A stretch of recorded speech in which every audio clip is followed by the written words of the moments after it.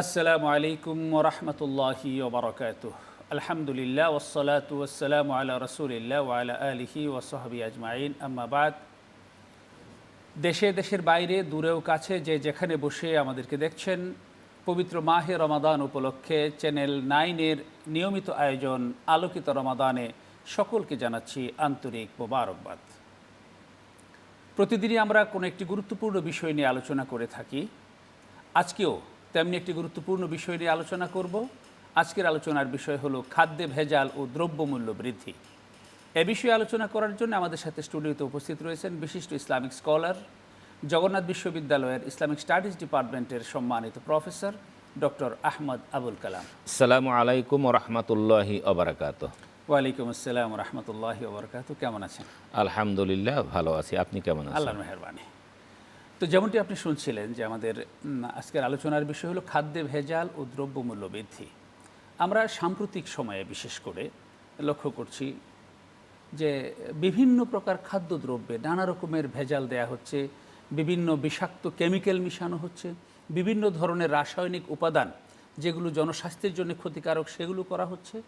আবার ব্যবসায়ীদের মধ্যে কিংবা মধ্যস্বত্বভোগী যারা, তাদের মধ্যে একটা কৃত্রিম সংকট তৈরি করে সিন্ডিকেটের মাধ্যমে তারা সময় সময় দ্রব্যমূল্য বৃদ্ধি করে নিয়ে যাচ্ছে, যেটা সাধারণ ভোক্তা যারা তাদের ক্রয় সীমার বাইরে চলে যাচ্ছে। আজকে এই বিষয়টি নিয়ে আমরা আলোচনা করব। শুরুতেই খাদ্যে ভেজাল সম্পর্কে ইসলামের দৃষ্টিভঙ্গিটা আপনি তুলে ধরেন। যে কোনো ভেজাল শরিয়ার দৃষ্টিতে অন্যায় এবং বড় মাপের অপরাধ। আল্লাহ সুবহানাহু ওয়া তাআলা এই অপরাধ থেকে নিবৃত্তি যাপনের জন্য নির্দেশ দিয়েছেন, এবং যে কোনো ভেজাল হলো কবিরা গুনাহ। দ্বিতীয় আমরা আসি খাদ্যে ভেজাল, আকবরুল কাবায়ের, বড় মাপের কবিরা গুনাহ। কমপক্ষে 5-7টা বড় বড় কবিরা গুনাহের সঙ্গে জড়িত খাদ্যে ভেজালের সঙ্গে। খাদ্য ভেজালের সঙ্গে একটা অপরাধ জড়িত হলো মোনাফিকি, অর্থাৎ মানুষ বুঝতে পারে না, বাহ্য তো বুঝে ভালো, অপর খারাপ, মানে বুঝে ভালো, দেওয়া হয় ভালো, ভেতরে ভেতরে খারাপ।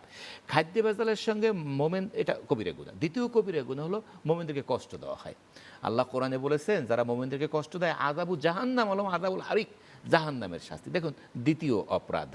তৃতীয় অপরাধ হলো যে এখানে একটা মানুষকে হত্যা করা হয়। যে একটা মানুষকে হত্যা, কেমনে হত্যা করা হয়? এই ভেজাল খাদ্যটা খাওয়ার পরে একটা মানুষকে সরাসরি জবেহ করতে হয় না। মান কাতালা নাফসান বেগায়রে নাফসেন আও ফাসাদান ফিল আরদে ফাকান্নামা কাতালান নাসা জামিআ, সে দুনিয়ার সকল মানুষকে হত্যা করলো। সামান্য খাদ্য ভেজাল সমগ্র বিশ্ববাসীকে হত্যা দেয়। তৃতীয় বড় মাপের কবি, ছোট কবিরা গুনাহ, মানুষকে হত্যা করে কি কম কবিরা গুনাহ? যে এমন ধরনের একটা জঘন্য অপরাধ যে মানুষ সতর্ক হওয়ার সুযোগ পায় না। সামনাসামনি হত্যা করলে একজন যিনি নিহত হবেন তিনি কিন্তু সতর্ক হতে পারছেন, হয়তো অনেকে বেঁচেও যাচ্ছেন। খাদ্য ভেজাল দিলে এই যে হত্যা, এই হত্যার থেকে আমি আপনি বাঁচতে পারি না। কেন বাঁচতে পারি না? আমি তো না খেয়ে রয়েছি, খাবারটা দরকার, ভালো কোনো খাবার পাচ্ছি না, সবাই ভেজাল করছেন। তখন তো এই এই যে কারণে আমি নিহত হব সেটা আমি নিজেই ডেকে ডেকে গলায় বেঁধে দিলাম, আমি গুলিটা এসে নিজের বুকে নিজে চড়লাম। তাহলে দেখুন বড় বড় কতগুলো অপরাধ হলেই খাদ্য ভেজাল হয়। তো সেই অপরাধগুলো আমরা কোনোভাবেই যেন না করি। খাদ্যে ভেজাল ঠেকানোর জন্য বা প্রতিরোধ করার জন্য প্রধানত এটার মানে দায়িত্ব কাদের? এই দায়িত্ব সরকারের, রাষ্ট্রের। এখানে একটা দুঃখজনক কথা বলতে হয়, আমাদের দেশেও রাষ্ট্র সরকার, স্বরাষ্ট্রমন্ত্রী 14 জনের কমিটি করেছে, বৈঠক করেছেন।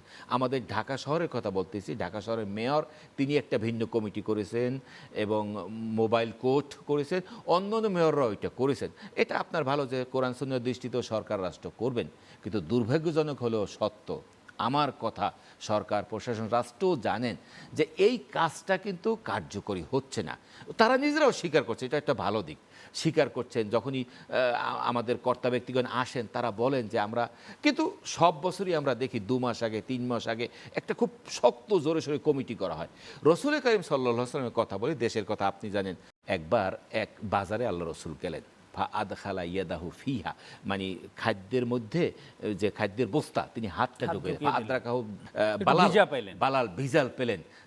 তারপর আল্লাহ রাসূল সাহেব বলেন, লেমা রাফাআতাহু ফাওকাত তাম ইয়ারাহুন্নাস কাইয়ারাহুন্নাস, তুমি কেন এটা ভেজা খাদ্য নিচে কেন রাখলে, উপরে কেন রাখলে না, যাতে মানুষ দেখতে পেত।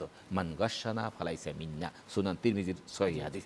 যে ব্যক্তি এরকম ভেজাল করে, প্রতারণা করে, সে আমাদের দলভুক্ত নয়। আজ আমরা আলোচনা করছি দ্রব্যমূল্য বৃদ্ধি ও খাদ্যে ভেজাল সম্পর্কে। আমাদের সাথে রয়েছেন প্রফেসর ডক্টর আহমদ আব্দুল কাদের, না আমরা না আহমদ আইনা যেমন ফেস লাগাইছে তো খ্যাত হবেই। বিখ্যাত না, আমার ভাইও বিখ্যাত কম না। জি, আবার আসতে হবে। জি, এখান থেকে বিরতি থেকে আসলেই তো হবে। হ্যাঁ, বিরতির পর যথারীতি আবার অনুষ্ঠানে ফিরে এলাম। দর্শকবৃন্দ, আপনারা দেখছেন চ্যানেল 9-এর পবিত্র মাহে রমাদান উপলক্ষে আমাদের নিয়মিত আয়োজন আলোকিত রমাদান। আজ আমরা কথা বলছি খাদ্যে ভেজাল ও দ্রব্যমূল্য বৃদ্ধি সম্পর্কে। আমাদের সাথে রয়েছেন ডক্টর আহমেদ আবুল কালাম। যে আমরা বিরতির আগে যেরকম কথা বলছিলাম যে এই যে খাদ্যে ভেজাল হচ্ছে এ বিষয়ে সরকারের যেমন দায় রয়েছে ব্যবসায়ী সংগঠনের অনুরূপভাবে, এবং সবচেয়ে বড় দায় রয়েছে আমরা যারা ব্যবসার সাথে যারা জড়িত, ব্যবসায়ী যারা, তারা। এটার সাথে কিন্তু আরেকটা বিষয় অঙ্গাঙ্গিভাবে জড়িত। এই একই গ্রুপ দ্বারাই কিন্তু এই দুইটা কাজ হয়। একটা হলো কৃত্রিম সংকট সৃষ্টি করে হঠাৎ দ্রব্যমূল্য বৃদ্ধি করে দেওয়া, বিশেষ করে মাহে রমাদানে আমরা এটা লক্ষ্য করি। আবার ইদানিং দেখা যাচ্ছে মাহে রমাদানে বৃদ্ধি করা হয় না, 2-1 মাস আগে থেকেই বাড়িয়ে রাখা হয়, যাতে এই অজুহাত দিতে পারে বা এই অভিযোগ কেউ করতে না পারে যে রমজান আসলে দ্রব্যমূল্য বেড়ে গেছে। এই বিষয়টাকে ইসলামের দৃষ্টিতে আপনি কীভাবে ব্যাখ্যা করেন? আপনি যে ব্যাখ্যাটা করলেন তার সঙ্গে আমি ইসলামের হুকুমটা বলি, অর্থাৎ মূল হুকুমটাকে আড়াল করে অসততাকে সততা হিসেবে দেখানো, এটা যে শুধু মোনাফিকি, সেটা হলো মোনাফিকি হিসেবে আকীদাগত বিষয়, বিশ্বাসগত বিষয়, কিন্তু বাস্তবে হলো যে এটা হলো সত্যকে ঢাকা। এগুলো একটা অপরাধ। আর একটা অপরাধ হলো যে তারা যে মূল্যবৃদ্ধি করে মানুষকে ঠকানো এবং নিজের আখের গুছানো, এই কাজটা কিন্তু ব্যবসায়ী মহল করছেন। আমরা ব্যবসায়ী মহল বা সকলকে দায়ী করতে চাচ্ছি না, কিন্তু দুঃখজনক হলেও সত্য, এটা আমরা একটা এলাকা পাই না যেখানে সকল ব্যবসায়ীরা ভালো হয়ে উঠছেন। যার কারণে আমরা এক শ্রেণীর মন্দ ব্যবসায়ীর কথা বলছি, যাদের সম্পর্কে রসুল কারীম সাল্লাল্লাহু আলাইহি ওয়াসাল্লামের ওই সুসংবাদ নেই, আত্তাজিরুল আমিনুস সাদুক মা শুহাদা ওয়ান নাবিয়িন ইয়াউমাল কিয়ামা, কিয়ামত দিবসে শহীদদের সঙ্গে, নবীদের সঙ্গে যে সৎ ব্যবসায়ীরা থাকবে, ওনারা এই সুসংবাদ নিচ্ছেন না, বরং অসততা এবং যে কোনোভাবে হোক সম্পদ অর্জন, এটাই তাদের মূল লক্ষ্য। যার কারণে আমরা বলছেন সরকারও অনেক সময় তাদের কাছে ব্যর্থ হয়, তাদের সিন্ডিকেটের মধ্যে ব্যবসাটা এমন করে। এবং আরেকটা দেখবেন, বড় ব্যবসায়ী যখন এই কাজটা করে, বাধ্য হয়ে ছোট ব্যবসায়ীরা বা এলাকার মুদি দোকানদার, ক্ষুদ্র ক্ষুদ্র ব্যবসায়ী, এরা কিন্তু করতে বাধ্য হয়ে যায়। তখন আমরা তাদেরকে দোষারোপ করি, কিন্তু দেখা যায় যে কতকে করতে হয় বাধ্য হয়ে, কিন্তু একজন বা দুইজন বা সিন্ডিকেট পর্যায়ে বড় মাপের লোকরা করে, যারা দেশব্যাপী কিন্তু এই অপরাধ প্রবণতাটা আমরা লক্ষ্য করি। পণ্যের চাহিদা অনুযায়ী মূল্য বৃদ্ধি হতেই পারে, এটা সমাজ, রাষ্ট্র বা কর্তৃপক্ষীয় ব্যবস্থাপনায় মূল্য বৃদ্ধি হতেই পারে যদি সেটা যৌক্তিক কারণ থাকে। কিন্তু কৃত্রিম সংকট সৃষ্টির জন্য মূল্য বৃদ্ধি করা এবং মূল্য বৃদ্ধি করে স্বার্থ হাসিল করা, এটি হারাম হারাম হারাম, বড় মাপের কবিরা গুনাহ। এগুলো থেকে আমাদের সকলকে বিরত থাকতে হবে, এটা অত্যন্ত গুনাহে কবিরা। ধন্যবাদ, অত্যন্ত চমৎকারভাবে আপনি বিষয়গুলো উপস্থাপন করেছেন। আশা করি আমাদের দর্শকবৃন্দ বুঝতে পেরেছেন এই পবিত্র মাহে রমাদানে এই ধরনের জঘন্য অপরাধ থেকে আমরা সবাই যেন বেঁচে থাকতে পারি। কষ্ট করে সময় দেওয়ার জন্য, এই স্টুডিওতে এসে আমাদের অনুষ্ঠানে কথা বলার জন্য আপনাকে আন্তরিক ধন্যবাদ। ধন্যবাদ, কৃতজ্ঞতা আপনাকে এবং দর্শক ও কর্তৃপক্ষকে। সম্মানিত দর্শকবৃন্দ, এই ছিল আমাদের আজকের আলোচনা।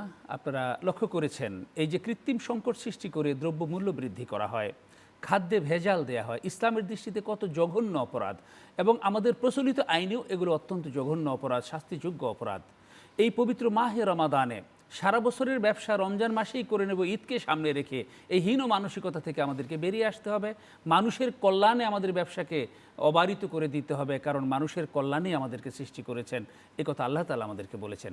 আসুন আমরা সচেতন হই, আমরা ভোক্তারাও সচেতন হই, ব্যবসায়ী, অসাধু ব্যবসায়ী যারা এমন কাজ করছেন তারাও যেন সচেতন হন, এবং বিশেষ করে এটা দেখভাল করার দায়িত্ব, মনিটরিং করার দায়িত্ব যাদের, তারা যেন যথাযথ দায়িত্ব পালন করে ভোক্তাদের অধিকার যথাযথভাবে নিশ্চিত করেন। সকলকে আল্লাহ তাআলা সেই তৌফিক দান করুন। এই মাহে রমজান সকলে মিলে আমাদের সকলের জন্য বরকতময় হয়ে উঠুক, একজন আরেকজনের জন্য ইতিবাচক কল্যাণকর ভূমিকা যেন রাখতে পারি। আল্লাহ তাআলা আমাদের সকলকে সেই তৌফিক দান করুন। আগামী দিন ঠিক একই সময়ে অন্য কোনো বিষয় নিয়ে আবারও আপনাদের সামনে হাজির হব, সাথে কোনো একজন অতিথিকে সাথে নিয়ে। আল্লাহ তাআলা আমাদের সকলকে সে পর্যন্ত ভালো রাখুন, সুস্থ রাখুন কল্যাণে। আজ এ পর্যন্তই। আসসালামু আলাইকুম ওয়া রাহমাতুল্লাহি ওয়া বারাকাতুহু।